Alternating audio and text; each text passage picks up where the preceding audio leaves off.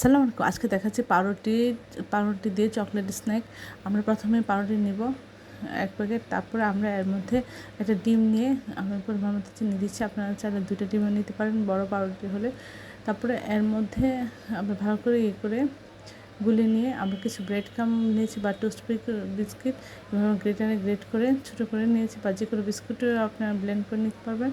তারপরে আমরা পাউরুটি সাইডে একটু কেটে দিচ্ছি। আমি অল্প কেটে দিচ্ছি, আপনারা চাইলে পুরোপুরি কেটে দিতে পারবেন।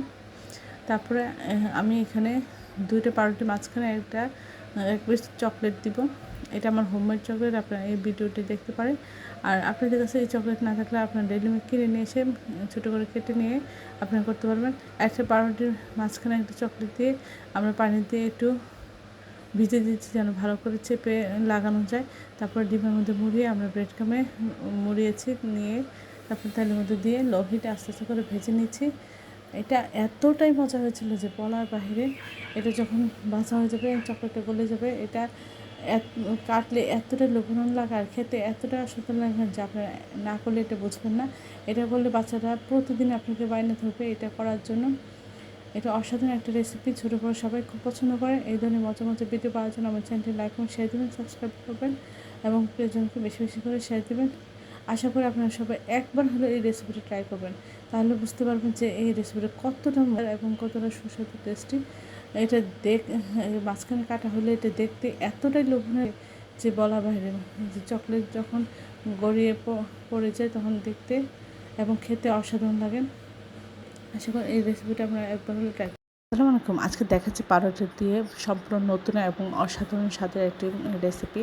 আমরা এখানে পরিমাণ মতো পেঁয়াজ, কাঁচামরিচ এবং স্বাদ মতো লবণ নিয়ে এই সবগুলো একসাথে একটু ডলে আমরা এর মধ্যে একটু ডিম ভেঙে দিব, দিয়ে আমরা ঘুটে নিয়ে আমরা ফ্রাই প্যান তেল গরম করে এইভাবে একটু ছড়িয়ে আমরা ডিম ভেজে নিচ্ছি। এক পাশ ভাজা হলে উল্টে অপর পাশ ভেজে নেব। তারপর আমরা নামিয়ে রাখবো। আমরা এখন পাউরুটি যে স্টিলের গ্লাস আছে সেটা দিয়ে কাটবেন বা কুকি কাটার দিয়ে গোল করে কেটে নেওয়ার চেষ্টা করবেন। আমরা সকলে কেটে নিয়েছি। এখন গ্লাস দিয়ে আমরা ডিমটাও এভাবে গোল গোল করে কেটে নিয়েছি। আপনারাও সেমভাবে কেটে নেবেন। এখন আমরা এটা রেখে দিয়ে একটা ব্যাটার তৈরি করবো। মানে আধা কাপ নিয়েছি আটা, আপনার বেসনও নিতে পারেন। অল্প পরিমাণ হলুদ গুঁড়ো এবং আধা চামচ মরিচের গুঁড়ো, স্বাদ মতো লবণ, অল্প পরিমাণ ধনিয়া গুঁড়ো, জিরা গুঁড়া, সামান্য একটু আদা রসুন বাটা দিয়ে আমরা ব্যাটারটা পাতলা করে গুলিয়ে আমরা 2টা পাউরুটির মাঝখানে ডিমটা দিয়ে আমরা এইভাবে ব্যাটারে চুপিয়ে আমরা এটা ভেজে নেব।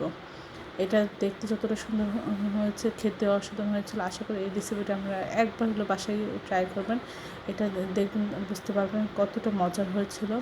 আশা করি সবাই আমার চ্যানেলটি লাইক করুন, শেয়ার দেবেন, সাবস্ক্রাইব করুন, প্রয়োজনকে বেশি বেশি করে শেয়ার দেবেন। আমার চ্যানেলে সব রকম রান্নার রেসিপি রয়েছে, আশা করি দেখবেন। আর এই অসাধারণ রেসিপিটা আপনারা একবার হলো ট্রাই করে সবাইকে খাওয়াবেন।